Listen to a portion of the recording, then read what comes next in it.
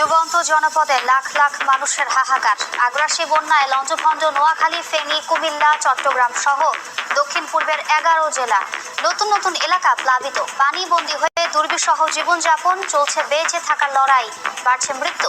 কৃষি, মৎস্য ও প্রাণী সম্পদেরও ব্যাপক ক্ষয়ক্ষতি। মাথা উঁচু পানি উঠছে, মানুষের বাড়িঘর এদিকে ঢুকিয়েছে, সব অর্থশীতে হয় না। এটা হলো রেকর্ড বাংলাদেশের জন্য। সবকিছু টিনুরি ভরে রাখছে, এরপরে আপনার সব ডুবি মোটরের সাথে চলে যান। এটি সেই সড়কের চিত্র। এই চিত্রটি দেখেই আসলে বোঝা যায় যে বন্যার এবং ভারী বৃষ্টিপাতের ফলে যে পানি জমে গিয়েছে এই যে বন্যা দুর্গত এলাকাগুলোতে, সেখানকার কি অবস্থা। কারণ এই সড়কটি, আমি এখানকার মানুষের সাথে কথা বলে যতটুকু জানতে পেরেছি, তারা জানিয়েছেন যে এই সড়কটি আশপাশের নিচু জমি থেকে অন্তত 3 ফুট উঁচুতে।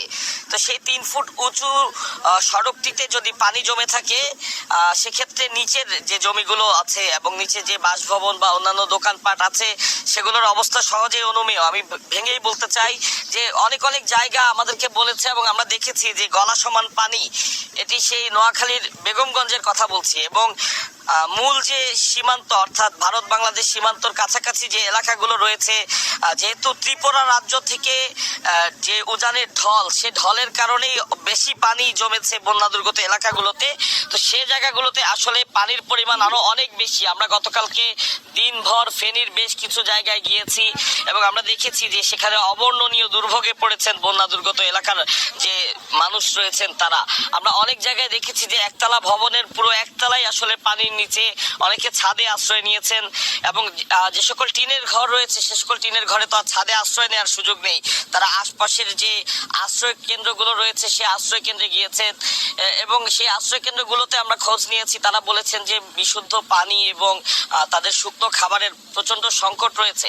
অর্থাৎ শুধুমাত্র পানিবন্দী জীবন বা পানির কারণে ঘর ছেড়ে চলে আসার যে কষ্ট, সে তার পাশাপাশি কিন্তু যুক্ত হয়েছে বিশুদ্ধ পানি এবং খাবারের যে সমস্যা। তা এখন যেমনটি দেখতে পাচ্ছেন, আমি একটু আগে যেমনটি বলছিলাম যে মূল সড়কেই যদি এই পরিমাণ পানি থাকে, তাহলে নিচু জমিগুলোতে কি অবস্থা। এখানে এখন একটি বাড়ির অংশ আমরা দেখতে পাচ্ছি, যেটি অনায়াসেই বোঝা যায় যে হয়তো 3 ফুট এখন পানির নিচেই রয়েছে এই ঘরটির। তো স্বাভাবিকভাবে এখানে কেউ এখন আর নেই। তারা পাশের যে আশ্রয় কেন্দ্র রয়েছে, এখানে আশপাশে যতগুলো প্রাথমিক স্কুল রয়েছে এবং যে সকল উঁচু ঘরবাড়ি রয়েছে, যে যেখানে পেরেছেন আশ্রয় নিয়েছেন। এবং আমরা দেখেছি যে মানুষের মধ্যে যে ভ্রাতৃত্ববোধ, সৌহার্দ্যবোধ এবং মানুষের প্রতি যে ভালোবাসা, তার একটি উজ্জ্বল নিদর্শন গত বেশ কদিন ধরে আমরা দেখতে পাচ্ছি। যে যেভাবে পারছে মানুষকে সাহায্য করছে, কেউ পানি দিয়ে, কেউ খাদ্য দিয়ে, কেউ আশ্রয় দিয়ে, প্রত্যেকে সাহায্য করছে, যেটি আসলে এই মুহূর্তে এই বানভাসী মানুষের জন্য সবচেয়ে বেশি প্রয়োজন। সেটি তারা করছেন এবং একই সাথে দেশের বিভিন্ন অঞ্চল থেকে ত্রাণ নিয়ে আসছে। আমি গতকালকের কথা একটু বলতে চাই। আমরা গতকালকে ফেনী মহিপাল এলাকায় ছিলাম। ঢাকা চট্টগ্রাম মহাসড়কের মহিপাল অংশে বারৈয়ারহাট থেকে মহিপাল পর্যন্ত পুরো সড়কটি পানির নিচে তলিয়ে গেছে এবং যার প্রেক্ষিতে চট্টগ্রাম থেকে বারৈয়ারহাটের পরে আর কিন্তু ফেনীর দিকে আসার কোনো সুযোগই নেই। তাও আমরা দেখেছি যে যেভাবে পারছেন হেঁটে তারা বারৈয়ারহাট থেকে অন্তত 20 কিলোমিটার হেঁটে মহিপালের দিকে আসছেন। অবর্ণনীয় কষ্ট, দুর্ভোগ আমরা দেখেছি গতকাল। এটি হচ্ছে তুলনামূলক কম দুর্ভোগ।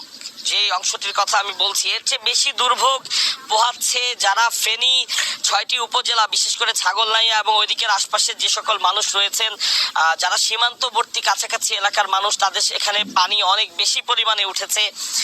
এবং আমাদেরকে যতটুকু জানিয়েছেন অনেকে, যে আসলে অনেকে তাদের আত্মীয় স্বজন বা পরিবার পরিজনের কোনো খোঁজ পাচ্ছেন না, যেহেতু বানভাসী জলের কারণে বিদ্যুৎ বিভ্রাটের সৃষ্টি হয়েছে। সেই এলাকাগুলোতে আজকে 3-4 দিন ধরে বিদ্যুৎ নেই। স্বাভাবিকভাবে মোবাইল টাওয়ারগুলো কাজ করছে না। কেউ আসলে তাদের স্বজনদের খোঁজও নেওয়ার মতন কোনো উপায় নেই। আমরা রাজধানী সহ বাংলাদেশের বিভিন্ন এলাকা থেকে বিভিন্ন পরিচিত জনদের মাধ্যমে জানতে পেরেছি যে তারা তাদের আত্মীয় স্বজন বা পরিজনদের জন্য অত্যন্ত চিন্তিত, কারণ তারা তাদের কোনো খোঁজটিও পাচ্ছেন না। তারা এমনটিও জানতে পারছেন না যে তারা নিরাপদে তাদের আশ্রয় কেন্দ্রে পৌঁছাতে পেরেছেন কিনা। আমাদের সহকর্মী যারা আছেন, আমার সাথে যারা কাজ করছেন, অত্যন্ত অক্লান্ত পরিশ্রম করে তারা পরিপূর্ণ চিত্রটি ফুটিয়ে তোলার চেষ্টা করছেন। গতকালকে আমরা ড্রোন শটের মাধ্যমে ফেনীর দুর্গত এলাকাগুলো দেখিয়েছি, আমরা সেই ছবি নিয়েছি যেটি হয়তো দর্শক এখন আপনারা দেখতে পাচ্ছেন। তো সে ছবিটা দেখতে পাচ্ছেন যে যেদিকেই চোখ যায় শুধু পানি এবং গাছপালা যা দেখা যাচ্ছে, এবং মাঝে মাঝে কিছু ঘর বাড়ি। এমন এমন বেশ কিছু জায়গা রয়েছে যে জায়গাগুলোতে আসলে নৌকা দিয়ে যাওয়া ছাড়া আর কোনো উপায় নেই, এবং এই একটি জিনিসের সংকট আমাদের নজরে এসেছে। যেহেতু এটি আশপাশে খুব নদীবহুল কোনো এলাকা না, এখানে কিন্তু বড় ধরনের কোনো নৌকা আগে থেকে যে এখানে ছিল এমন নয় বিষয়টি। অনেককেই আমরা দেখেছি ঢাকা থেকে ট্রাকে করে নৌকা তারা ভাড়া করে নিয়ে আনছেন এবং সেই নৌকা দিয়েই উদ্ধার কাজ চালাচ্ছেন, ত্রাণ কাজ চালাচ্ছেন। এবং আমরাও চেষ্টা করেছি যে কোনো একটি নৌকায় করে ভেতরে গিয়ে যতটুকু সম্ভব মানুষের দুর্ভোগ আসলে তুলে আনা যায়। তো আমরা দেখেছি যে এমন অনেক জায়গা আছে যেখানে নৌকা ছাড়া যাওয়ার কোনো উপায় নেই, যার কারণে সেই জায়গাগুলোতে যে সকল মানুষরা আটকে রয়েছেন অনেককেই সেই নৌকার অপ্রতুলতার কারণে তাদেরকে সেখান থেকে উদ্ধার করে আনা সম্ভব হয়নি। অনেকে বলছেন যে মূল সড়কের কাছাকাছি যারা আশ্রয় কেন্দ্রে আছেন বা যারা মূল সড়কের আশেপাশে কিছু বাসভবনে আটকা পড়েছেন তারা যত সহজে ত্রাণ পাচ্ছেন, যারা আরো ভেতরে অবস্থান করছেন তারা কিন্তু সেই ত্রাণটি অত সহজে পাচ্ছেন না। এবং আরেকটি জিনিস বলে রাখি যে ফেনীতে বেশ কিছু হাসপাতাল রয়েছে, আমরা গতকালকে গিয়ে দেখেছি যে হাসপাতাল থেকে বেশ কিছু রোগীকে এবং সদ্যজাত শিশুদেরকে সেখান থেকে উদ্ধার করে আনা হয়েছে সেই নৌকা দিয়ে। এবং আমরা দেখেছি সেনাবাহিনী, ফায়ার সার্ভিস এবং অন্যান্য যে সকল সরকারি সংস্থা বা বাহিনীগুলো রয়েছে তারা অক্লান্ত পরিশ্রম করছে। আমরা এমন বেশ কয়েকবার দেখেছি গতকালকে যে সেনাবাহিনীর হেলিকপ্টার দিয়ে সেই রিমোট প্লেস যেই প্লেসগুলো রয়েছে, যেসব জায়গায় আসলে নৌকা ছাড়া যাওয়ার কোনো সুযোগ নেই এবং নৌকার অপ্রতুলতার কারণে সেদিকে যাওয়া যাচ্ছে না, সেনাবাহিনী এক একটি বাসার ছাদের উপরে সেনাবাহিনীর হেলিকপ্টার থেকে ত্রাণ ফেলছে এবং লাইফ জ্যাকেট তারা ছুঁড়ে মারছেন। এভাবে করে তারা তাদেরকে যতটুকু সম্ভব সাপোর্ট দেওয়ার চেষ্টা করছেন।